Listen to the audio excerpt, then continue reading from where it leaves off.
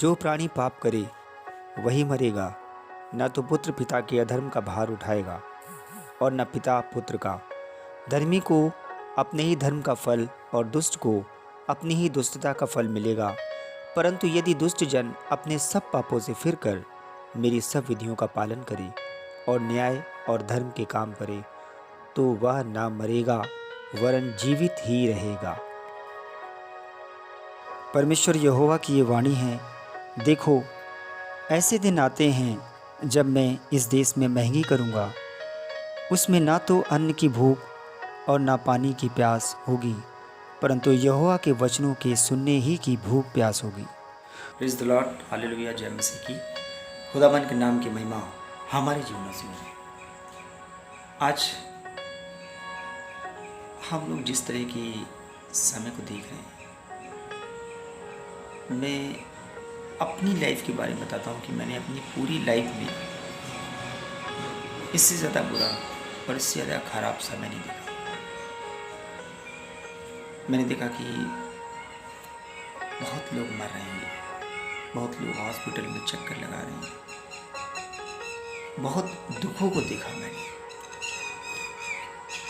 News channels में भी मैंने देखा है, शवों की लाइन लगी है, जलाने का नंबर नहीं आ रहा है, इतनी लंबी लाइन है।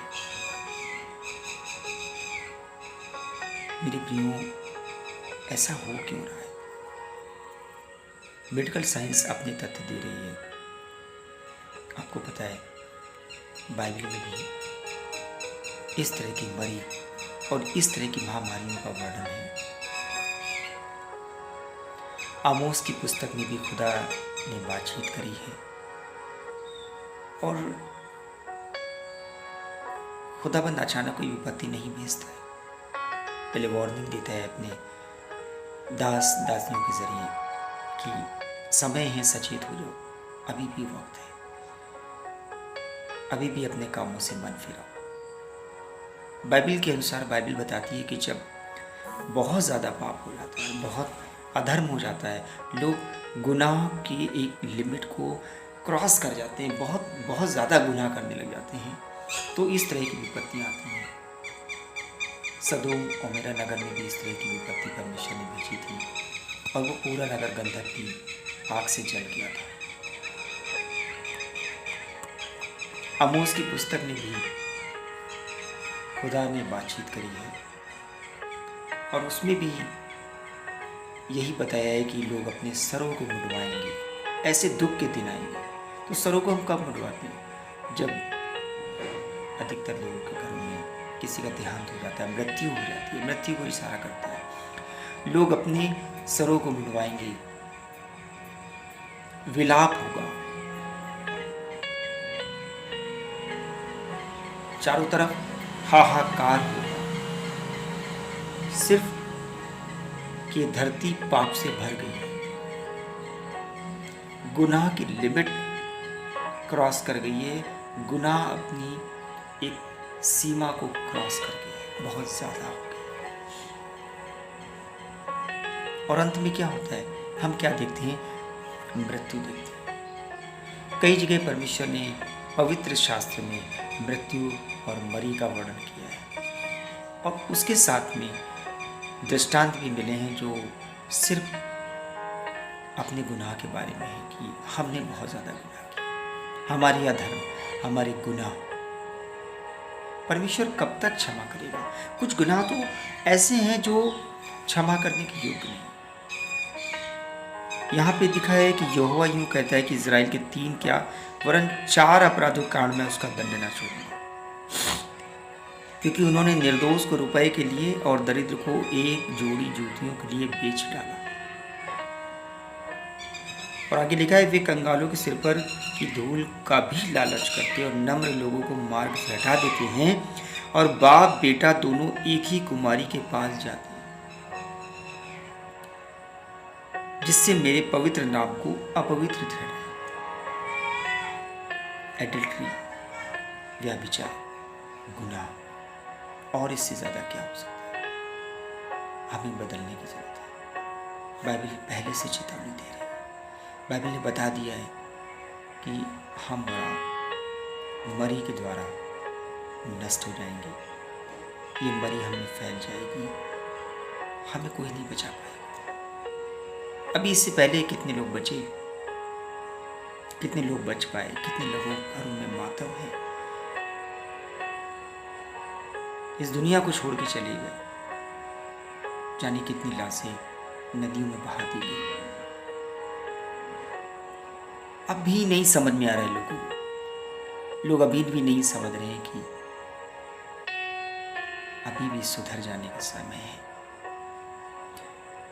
आपको मैं यूना की बात बताता हूँ। यूना की अध्याय में परमेश्वर ने क्या किया था कि उस नगर पे बहुत ज़्यादा अधर्म बढ़ गया था, और इतना ज़्यादा अधर्म बढ़ गया था कि उस नगर को नष्ट करने के लिए परमेश्वर ने अपने दास यूना को बोला था कि जाके बता देगा, कि भविष्यवाणी कर देगा। कि यूना ने भविष्यवाणी कर दी थी कि परमेश्वर इस नगर को नष्ट करने पर आएगा, ये नगर कुछ ही दिनों में नष्ट हो जाएगा। क्या हुआ था? वहाँ के लोगों ने पश्चाताप किया, अपने गुनाहों से मन फिराया, अपने शरीर पे धूल लपेट ली, टाट ओढ़ दिया, अच्छे अच्छे कपड़े फाड़ दिए, रोना पीटना किया, परमेश्वर से दुआएं की, दुहाई दी कि परमेश्वर हमारे गुनाह को क्षमा कर दे, हे परमेश्वर हमारे गुनाह को क्षमा कर दे। तो मालूम है क्या हुआ था? जो भविष्यवाणी परमेश्वर ने अपने दास के जरिए कही थी, उस भविष्यवाणी को परमेश्वर ने बदल दिया। तो योना को बहुत बुरा लगा। योना कहता है कि जिस नगर को तूने नष्ट करने के लिए किया था, वो मैंने तो पहले तो कह दिया, और अब तूने उस नगर को नष्ट नहीं किया, उस पर दया करी, क्योंकि लोगों ने मन फिराया था। तो योना बहुत नाराज हो गया था, लेकिन परमेश्वर का मन बदल गया था।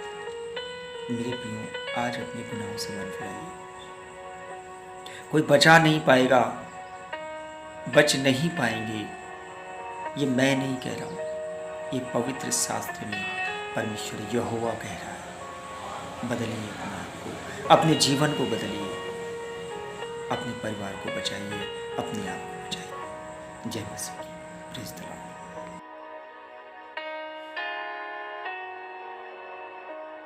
Praise the Lord. हालेलुया। जय मसीह की।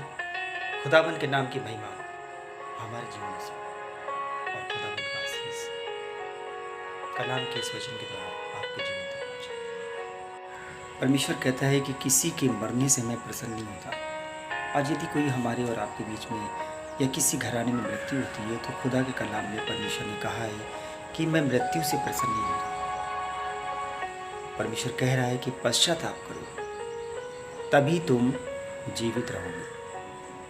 मेरे प्रियो, आज हमें पश्चाताप करने की जरूरत है, अपने गुनाहों से मन फिराने की जरूरत है। पश्चाताप करिए, अपने गुनाहों से मन फिराइए। अगर आप जीवित रहना चाहते हैं, अगर आप चाहते हैं कि आपके परिवार में सब लोग सुरक्षित रहें, तो आप खुदा के कलाम की बातों को मानिए, और खुदाबंद जो कह रहा है वो करिए। अपने गुनाहों से पश्चाताप करिए, क्योंकि वो कहता है पश्चाताप करो, तभी तुम जीवित रहो। मेरे इस वीडियो को सब्सक्राइब करिए और लाइक करिए, जिससे कि मैं और वीडियो भेज सकूं और मुझे भी लगे कि हाँ, आप मुझे सुन रहे हैं। जय मसीह की।